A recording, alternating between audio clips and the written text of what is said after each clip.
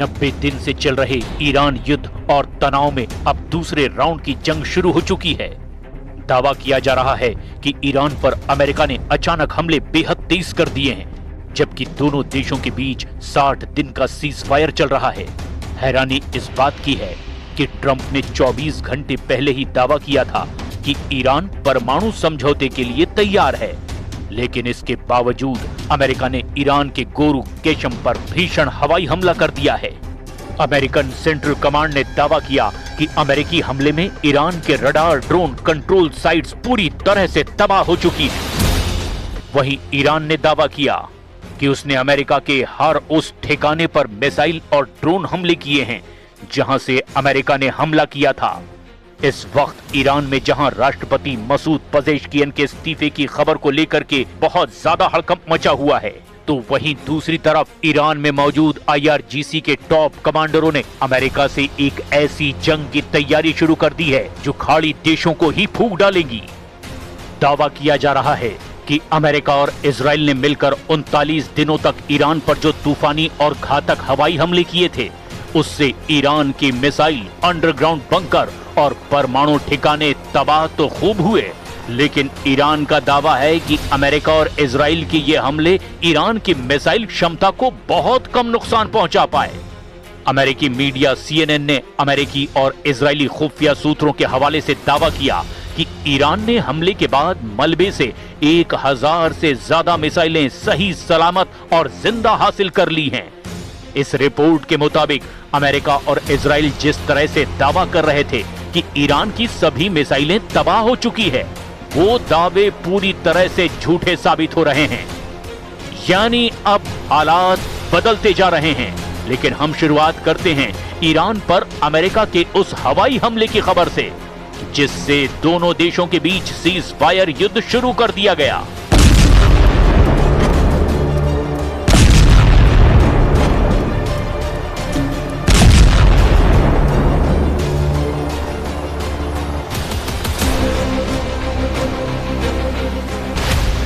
America के हमले पर ईरान का डबल हमला।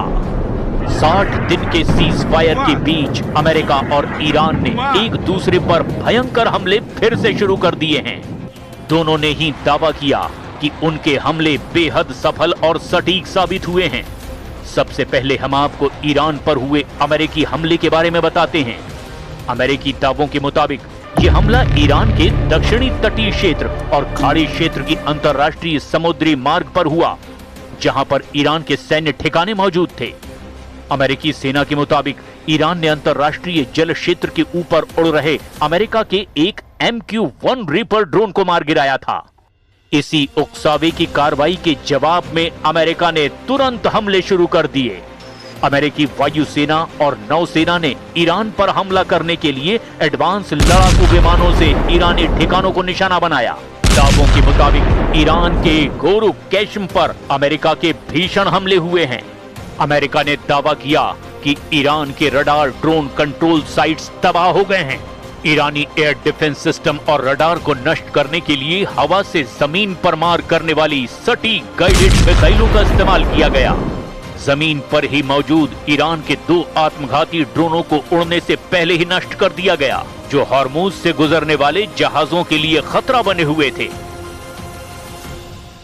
मैदान मुबारज़े डिप्लोमासी हीच एतमादी به حرفها و وعده‌های دشمن ندارند. آنچه برای ما ملاک است دستاوردهای عینی است که باید کسب کنید تا در مقابل آن دست به انجام تعهدات خود بزنیم و تا اطمینان پیدا نکنیم که حقوق ملت ایران را گرفته ایم هیچ توافقی را تأیید نخواهیم کرد. मलबे से निकली 1000 जिंदा मिसाइलें। अमेरिका इजराइल को बड़ा झटका।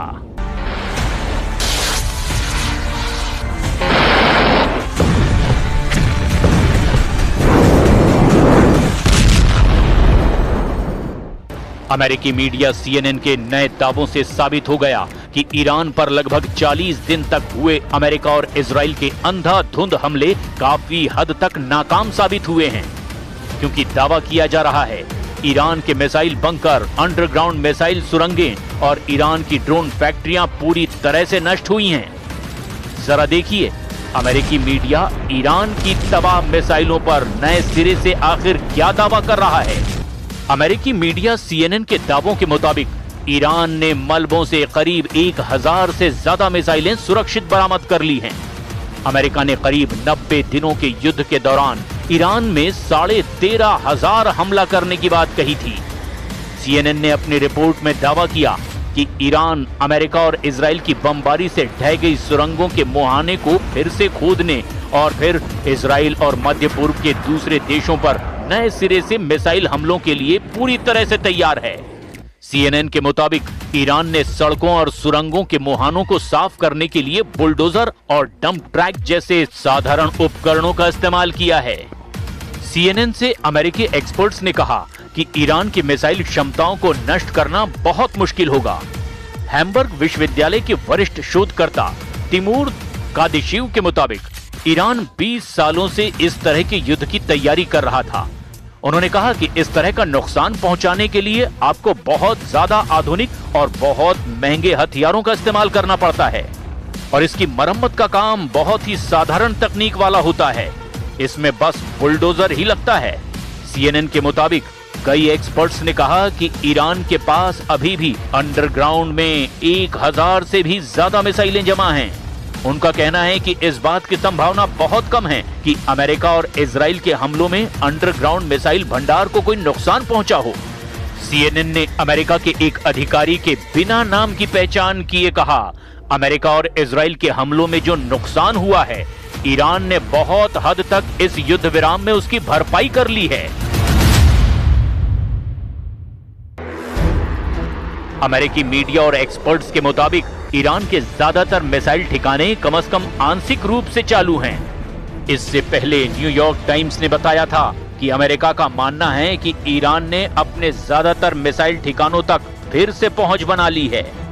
रिपोर्ट के मुताबिक ईरान अभी भी उन मिसाइल भंडारों का इस्तेमाल कर सकता है जो चालू नहीं हैं। वो उन्हें मोबाइल लॉन्चरों से लॉन्च कर सकता है और ईरान के पास उसके मोबाइल लॉन्चरों का लगभग 70% भंडार अभी भी मौजूद है। रिपोर्ट में अमेरिकी सैन्य एजेंसियों का भी हवाला दिया गया है, जिन्होंने दावा किया कि ईरान की 90% भूमिगत मिसाइल सुविधाएं कम से कम आंशिक रूप से तो चालू ही हैं।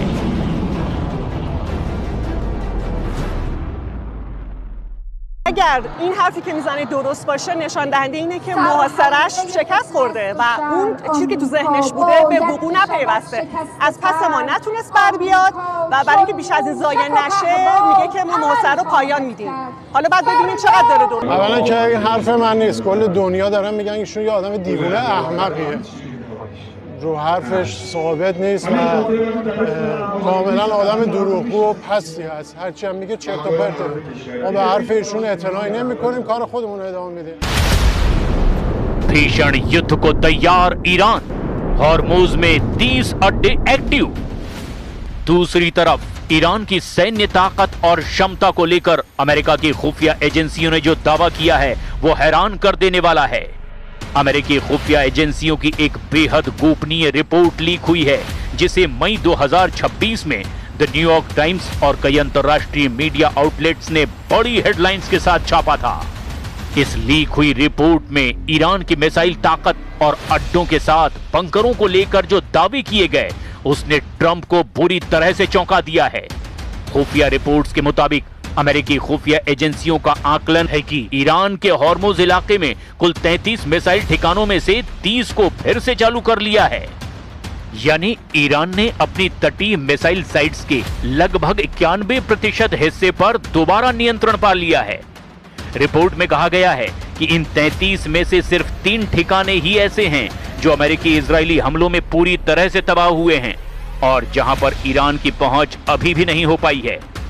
अमेरिकी अधिकारियों का मानना है कि वॉशिंगटन ने पहले ईरान को हुए नुकसान का जरूरत से ज्यादा आकलन लगा लिया था। ताजा आकलन के मुताबिक ईरान का 70% मिसाइल आर्सेनल यानी कि जखीरा और लगभग 70% मोबाइल लॉन्चर यानी गाड़ियों पर फिट लॉन्चर्स अभी भी पूरी तरह सुरक्षित और एक्टिव हैं। ईरान के पहाड़ों के सैकड़ों मीटर नीचे बने अंडरग्राउंड बेस, जिन्हें ईरान मिसाइल सिटी कहता है, वहां का 90% हिस्सा अमेरिकी बंकर बस्टर हमलों के बावजूद सुरक्षित बचा हुआ है। ये ठिकाने अंडरग्राउंड रेल नेटवर्क से जुड़े हुए हैं, जिससे ईरान अपने मिसाइलों को एक जगह से दूसरी जगह बेहद आसानी से शिफ्ट कर रहा है। यानी ईरान इस वक्त बेहद कमजोर देश नहीं बल्कि बेहद आक्रामक देश बन चुका है, जो अमेरिका के हर वार पर पलटवार करने के लिए पूरी तरह से तैयार ही नहीं है बल्कि वो ऐसा करता भी जा रहा है। अब देखना यह होगा कि क्या अमेरिका फिर से ईरान के किसी ठिकाने पर हमला करता है या नहीं। फिलहाल ईरान रत्ती भर भी झुकने को तैयार नहीं और ना ही अमेरिका की यूरेनियम वाली वो बड़ी शर्त मानने को तैयार है।